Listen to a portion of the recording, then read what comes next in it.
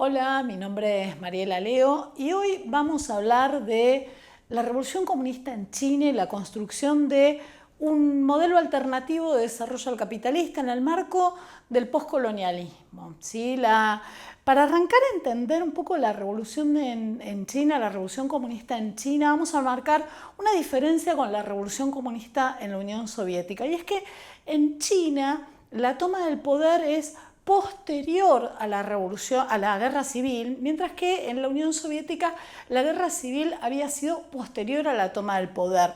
La guerra civil en China dura casi un poco más de 20 años, arranca en 1927, en un contexto en el que China había transicionado hacia un régimen político de tipo burgués y el gobierno estaba liderado por el Partido Nacionalista. Los comunistas eran un movimiento en principio un poco marginal, pero que había crecido de la mano de un limitado desarrollo industrial muy concentrado que se había dado en unas pocas ciudades, con lo cual la afiliación comunista había crecido de la mano de la sindicalización de una clase obrera pequeña pero concentrada. Lo cierto es que esa presencia comunista empieza a desafiar al gobierno nacionalista y el gobierno responde con una persecución que se vuelve cada vez más violenta, cierre de locales partidarios, quema de imprentas. Y esa persecución lanza al exilio a los comunistas, un exilio que es conocido como un exilio interno, que es conocido como la Larga Marcha, en el que los líderes del partido van a recorrer cerca de 8.000 kilómetros a lo largo de décadas prácticamente, hasta llegar a asentarse en Yan'an, norte de China. A lo largo de esa larga marcha comienza ya la guerra civil y los comunistas despliegan la estrategia de guerra de guerrillas. Mao, uno de los líderes del movimiento, fue el principal teórico y que llevó a la práctica la estrategia de guerra de guerrillas, que consistía básicamente en utilizar la estrategia del boicot, porque el ejército al que se enfrentaba era un ejército mejor pertrechado y más grande. Básicamente uno de los desafíos en el marco de esa larga marcha va a ser conseguir apoyos. La revolución comunista en China, al igual que la revolución comunista en la Unión Soviética, se encontraba con un problema, y es que si la teoría marxista había planteado que el sujeto revolucionario iba a ser el obrero industrial, eso prácticamente no existía en China. China era un país profundamente rural, profundamente agrícola, atrasado. La buena parte del país desconocía la energía eléctrica, aún estamos en pleno siglo XX, y entonces va a tener que buscarse y construir un otro sujeto revolucionario, que van a ser los campesinos. A medida que avanzan en esa larga marcha, ¿cómo van a construir estas bases de apoyo? Bueno, básicamente van a lanzar la guerra contra los señores de la guerra, van a enfrentarse a los señores de la guerra, que eran una especie de casta feudal que controlaba, dominaba el campo en China y que sometía a las comunidades rurales a relaciones sociales de producción no solo profundamente dependientes, sino basadas en altos niveles de crueldad. Lo cierto es que, bueno, a medida que avanza y van derrotando a los señores de la guerra en ese avance, llevan adelante una reforma agraria. Y esta va a ser uno de los principales instrumentos para construir esa base de apoyo campesino. Es decir, van a tomar las tierras de los señores de la tierra y van a repartirlas entre los campesinos. El otro pilar de la construcción de esa base de apoyo va a ser la moral revolucionaria del Ejército Popular de Liberación, que va a crecer de la mano de la afiliación de campesinos que nutren las filas de ese ejército de liberación y que bajo el fuerte direccionamiento de Mao va a llevar adelante una forma de intervención en las zonas liberadas que la distingue a este ejército del ejército nacionalista, para arrancar a hablar. ¿A qué me refiero con esta moral revolucionaria? Bueno, básicamente cuando entran en estas aldeas y en estos pueblos y los liberan y llevan adelante la reforma agraria, se van a dedicar a sanear pozos, a proveer de agua potable, en fin, llevar adelante el desarrollo de la aldea y no profundizar los niveles de explotación. El ejército nacionalista, cada vez que entraba en una aldea, saqueaba, violaba a mujeres. Y esta diferencia, vuelvo a decir, entre la moral del ejército nacionalista y la moral del ejército popular de liberación va a ser también otra de las bases para construir esos apoyos. ¿Qué más va a hacer a medida que avanza en este proceso de liberación de aldeas? Bueno, va a llevar adelante una modernización de las costumbres. Un ejemplo va a prohibir el vendaje en los pies en las mujeres, una costumbre china que estaba arraigada en el orden patriarcal, que dejaba a las mujeres incapacitadas. La prohibición de esa tradición era un gesto tal vez simbólico, pero que también hablaba de la ambición de construir una China completamente distinta, con un orden social y no solo político y económico completamente distinto.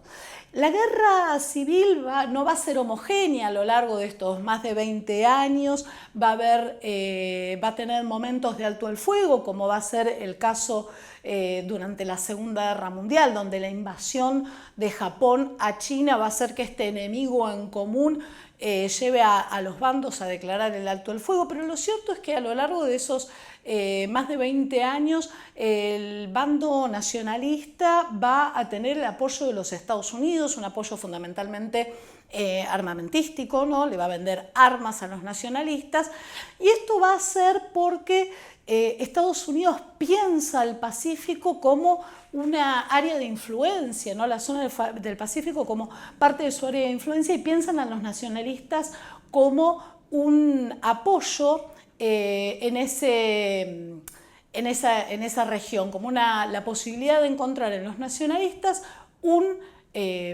policía del área Pacífico. Y esto lo lleva, además de razones de índole ideológica, a apoyar a los nacionalistas y no a los comunistas en esta guerra civil. Ahora bien, luego de tantos años de guerra civil, la guerra civil termina en 1949 con el ingreso del Ejército Popular de Liberación a Shanghái, a la Ciudad Vieja. Va a comenzar un periodo de reconstrucción porque la guerra civil había dejado a China devastada, pero también porque la Segunda Guerra Mundial había dejado a China bastante devastada. Y ese proceso de reconstrucción va a comenzar con una serie de medidas en distintos planos.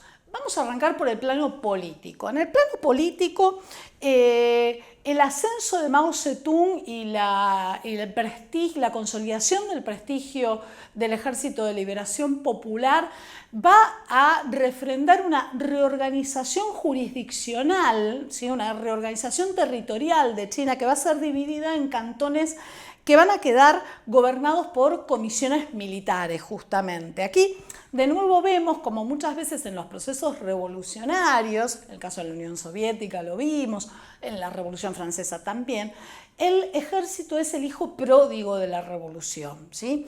El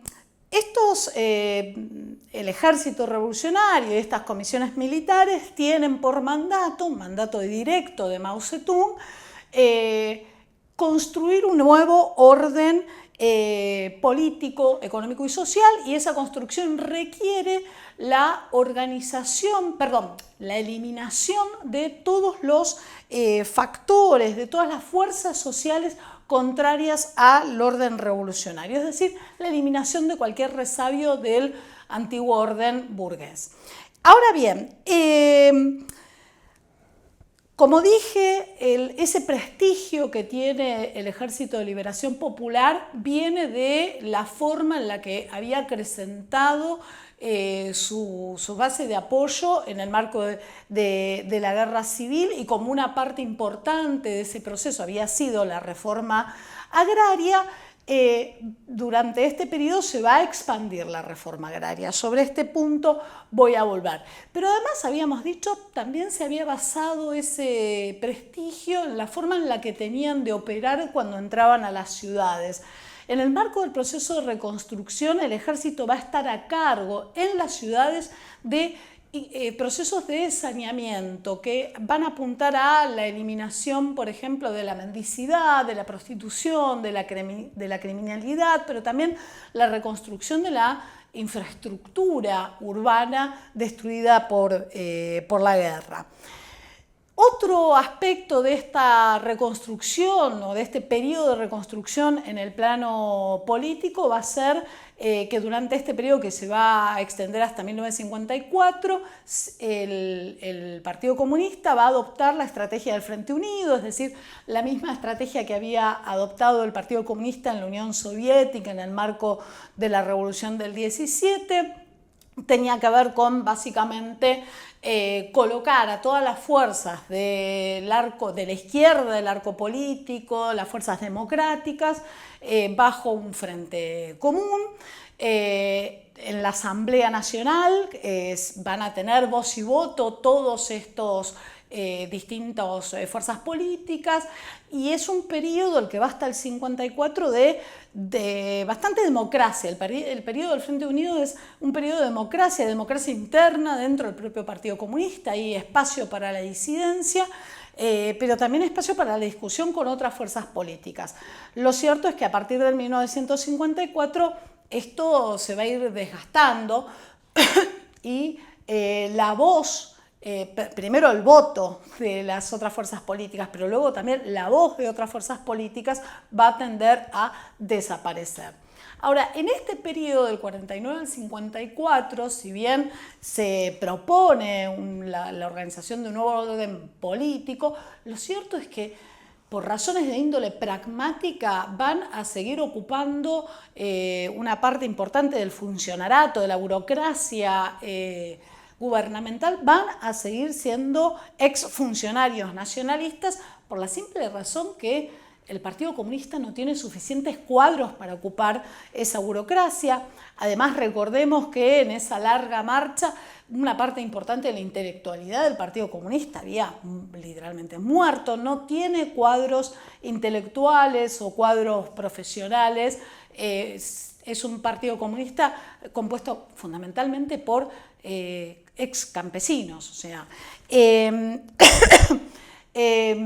finalmente, este periodo de reconstrucción en el plano político se cierra en 1954, cuando se dicta una nueva constitución, que es la Constitución del Estado de la República Popular de China, que mimica, que copia la constitución estalinista de 1936, es una constitución bastante conservadora, y que en lo que más se parece a aquella constitución estalinista es en que coloca bajo el control del Partido Comunista el aparato del Estado, es decir, que el aparato de partido se fagocita al aparato del Estado. En otras palabras, los cuadros del partido son los agentes ejecutores del Estado.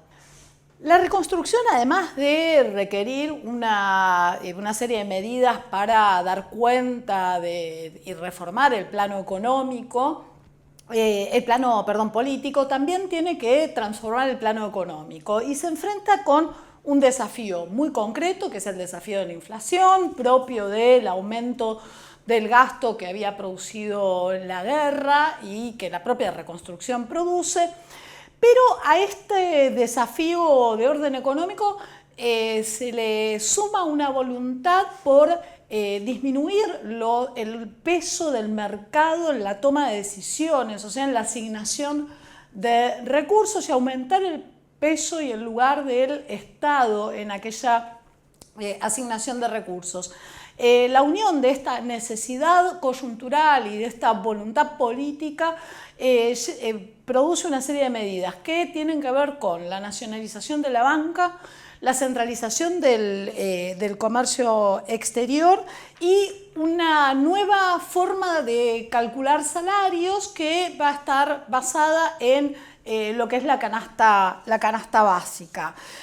Junto con esta serie de medidas, un aspecto central del proceso de reconstrucción económica va a tener que ver con la reconstrucción del transporte, porque obviamente el comercio se veía dificultado por la destrucción que había generado la propia guerra. Estas medidas van a ser exitosas, aunque en 1950 el ingreso a la guerra de Corea parece poner en peligro el plan, lo cierto es que las medidas son exitosas y son exitosas fundamentalmente porque logran controlar el problema de la inflación y además son exitosas porque tranquilizan al pueblo. Esa medida que apunta a un recálculo de los salarios sobre una base que tiene que ver con la canasta básica va a salvar al proletariado chino, a la clase trabajadora china, incluso al campesinado chino. Ahora vamos a ver qué pasa con el campesinado, pero va a salvar al proletariado de un proceso de pauperización, de empobrecimiento muy importante. Logra estabilizar la inflación en un 15% anual, lo cual es considerado un absoluto éxito. Obviamente, este proceso de reconstrucción y de construcción de un nuevo orden social, económico y político de carácter comunista no se puede agotar en las dimensiones políticas y económicas. Es claro que era necesario, y así era visto, una necesidad revolucionaria, un cambio profundo en el plano de las costumbres, en el plano de las mentalidades, es decir, en el plano cultural. Se llevan adelante una serie de campañas para llevar adelante este proceso, las conocidas como las campañas o campañas de supresión de las desviaciones, la campaña anticorrupción, antiburocracia, anticlase capitalista y antidesperdicio, son estas 4 campañas antis y se construye, como vimos también en la Revolución Rusa, se construye la noción de enemigo del pueblo o de enemigo de la revolución y se aplica contra estos sujetos el terror revolucionario, ¿no? La persecución, va a haber ejecuciones públicas, va a haber juicios y este nuevo orden social que pretende construirse obviamente requiere la purga, la eliminación de, como decíamos, fuerzas sociales que son contrarias al cambio, pero también requiere la incorporación y la movilización de colectivos que antes habían quedado marginados. Estos colectivos, las mujeres, los jóvenes, van a ser movilizados a través de las distintas ramas del Partido Comunista, pero también a través de campañas de difusión de la alfabetización. Va a haber una ampliación del sistema educativo, de las escuelas primarias rurales y también de las escuelas secundarias. Todavía tímidamente esto se va a pronunciar, se va a profundizar con la Revolución Cultural China. Ahora, la construcción de un nuevo orden social es impensable sin un cambio profundo de la célula social básica que es la familia. Entonces, en el proceso de reconstrucción, la propia movilización de los jóvenes y las mujeres y también la ampliación del sistema educativo produce una transformación en las relaciones, dentro de las relaciones familiares, ¿no? Hijos que pueden superar el nivel formativo de sus padres, claramente ponen en cuestión la antigua autoridad patriarcal. A esta modernización se le suma además una nueva ley matrimonial que le va a dar a las mujeres igualdad de derechos frente a los hombres. Por último, el proceso de reconstrucción va a amplificar y este va a ser un aspecto central de la reconstrucción y del proceso revolucionario, va a llevar adelante la primera reforma agraria formal, que va a seguir los lineamientos de la reforma agraria que se había llevado en el marco de la Guerra Civil. O sea, va a expandir hacia el sur lo que se había iniciado en el norte durante la Guerra Civil. Entonces, esta primera reforma agraria va a avanzar contra los campesinos ricos, va a expropiar y va a repartir propiedad. El objetivo es dotar a los campesinos del estatus de clase, o sea, del acceso a la propiedad. Se van a crear cooperativas mutuales en el marco de esta reforma agraria, a las cuales cada campesino aporta su capital y retira beneficios en función de ese capital que ha aportado, en animales, arados, ¿no?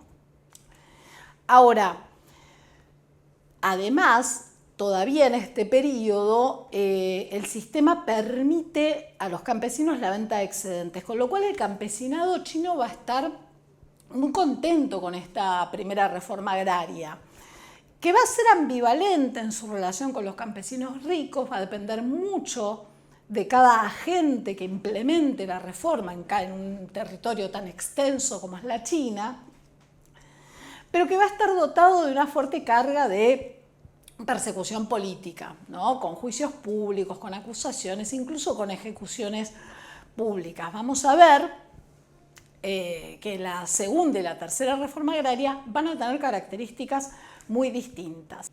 Para cerrar, la Guerra Civil y el proceso de reconstrucción marcaron el ascenso del Partido Comunista Chino como organizador de la vida política, social y cultural de China. Marcó las pautas de transformación del orden económico, social y político en China, y aunque va a vivir ciertos cambios, el lugar que el Ejército Popular de Liberación va a tener en el proceso va a marcar el norte de las próximas 2 décadas de la historia china. Hasta aquí en la primera parte del proceso de construcción de un nuevo orden en China, la Guerra Civil y los primeros años de la reconstrucción. Nos encontramos en breve con la consolidación del orden comunista en China.